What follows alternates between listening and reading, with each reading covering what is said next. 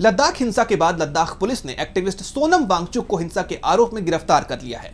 वांगचुक पर राष्ट्रीय सुरक्षा कानून यानी एनएसए के तहत मुकदमा चलाया जा रहा है। उनकी गिरफ्तारी को लेकर विपक्ष सरकार की कड़ी निंदा कर रहा है। विपक्ष समेत जनता भी वांगचुक की गिरफ्तारी पर सरकार की आलोचना कर रही है। वहीं अब कांग्रेस राष्ट्रीय अध्यक्ष मल्लिकार्जुन खड़गे ने भी इस मुद्दे पर सरकार को घेरा है। तो क्या कुछ कहा है खड़गे ने, जानेंगे इस रिपोर्ट में। लद्दाख में पूर्ण राज्य के दर्जे की मांग को लेकर हिंसा भड़क उठी। इस मामले में सोशल एक्टिविस्ट सोनम वांगचुक को हिंसा का आरोपी बताते हुए गिरफ्तार कर लिया गया।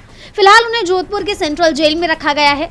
वहीं अब वांगचुक की गिरफ्तारी पर सियासत गर्मा गई है। एक तरफ सरकार की तरफ से उन्हें दोषी करार देते हुए रासुका के तहत मुकदमा शुरू कर दिया गया है। वहीं दूसरी तरफ विपक्ष सरकार के इस फैसले की कड़ी निंदा कर रही है। इस मामले में कांग्रेस राष्ट्रीय अध्यक्ष मल्लिकार्जुन खड़गे ने भी टिप्पणी की है। सोशल मीडिया प्लेटफॉर्म एक्स पर उन्होंने सरकार के इस फैसले की आलोचना करते हुए कहा, इंडियन नेशनल कांग्रेस सरकार के लद्दाख में हालात को संभालने के तरीके और उसके बाद सोनम वांगचुक की एनएसए जैसे सख्त कानून के तहत गिरफ्तारी की कड़ी निंदा करती है। इस पूरे संकट की जड़ भाजपा का लद्दाख के लोगों की उम्मीदों से बार बार किया गया धोखा है।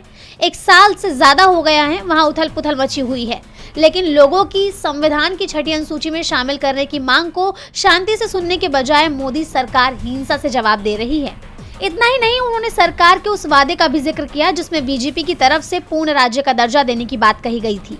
उन्होंने सरकार के दावों को झूठ और जुमला करार देते हुए उसे दुर्भाग्यपूर्ण बताया।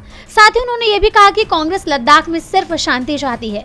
हमने दशकों से ये सुनिश्चित किया कि यह खूबसूरत सीमावर्ती क्षेत्र शांतिपूर्ण और सुरक्षित रहे, जिसमें लोकतंत्र की भावना और राष्ट्रीय सुरक्षा दोनों का सम्मान हो।